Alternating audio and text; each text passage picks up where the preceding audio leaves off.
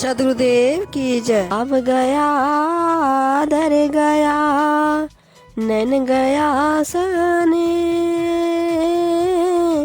यह तीनों तब ही गए जब ही कहाँ कछु दे कबीरा, जब ही कहाँ कछु दे। साहिब जी बताते हैं, अपनी शोभा मर्यादा चली गई, मान सम्मान भी गया और आंखों से प्रेम भी चला गया।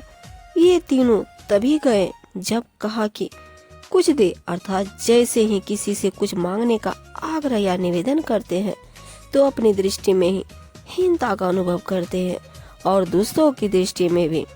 अतः भिक्षा मांगना त्याज्य है।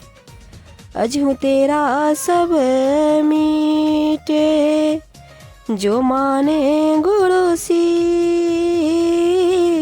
जब लग तू घर में रहे मति कहूँ मांगे भीख कबीरा, मति मांगे कहूँ भीख।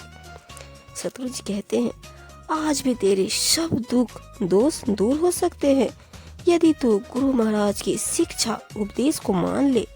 चाहे तेरा सब कुछ नष्ट हो जाए, परंतु जब तक तू घर में रहे, गृहस्थी में रहे, तब तक कहीं भी जाकर भिक्षा मत मांग। सदगुरु की आज्ञा है कि कुछ भी हो, परंतु कहीं भी जाकर मांगने के लिए हाथ नहीं फैलाना चाहिए।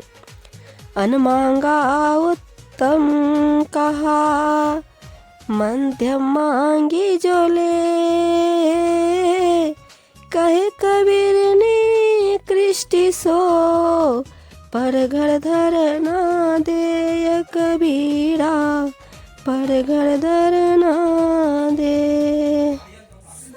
बिना मांगे ही यदि मिल जाए तो वह सर्वोत्तम है, परंतु यदि मांगने पर मिलता है तो वह मध्यम श्रेणी की बात है।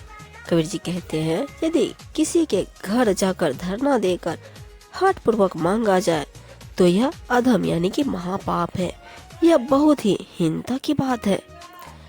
मांगन मरण समान है तो ही दई में सीख, कहे कबीर समझाए के मति कोई मांगे भीख कबीरा, मति कोई मांगे भीख।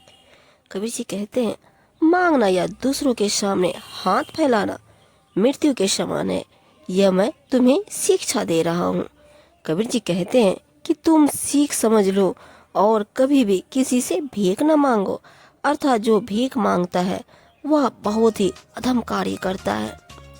मांगन गए सो मर रहे, मरे जो मांगन जाही, तिन ते पहले वे मरे, होते करत है नाही कबीरा, होते करत है नाही। कबीर जी कहते हैं, जो किसी के यहाँ कुछ मांगने गया तो समझो वह मर गया, परंतु इन मांगने वालों से पहले वे मर गए जिन्होंने सब कुछ होते हुए भी देने से इनकार कर दिया। कोई अपने पास आकर कुछ मांगे, याचना करे, यदि हमारे पास है तो हमें दे देना चाहिए। यही हमारे ज्ञान भक्ति का प्रमाण है। उधर क्षमाता मांगी ले, ताको नहीं कोई दोष, कहे कबीर अधिका गए, ताकि गति नामोस कबीरा, ताकि गति नामोस। कहते हैं, साधु यदि उदर पूर्ति के लिए मांगता है तो उसका दोष नहीं लगता। कबीर जी कहते हैं कि मांग कर संग्रह करने वाले की गति नहीं होती, अर्थात उसे मोक्ष की प्राप्ति नहीं हो सकती।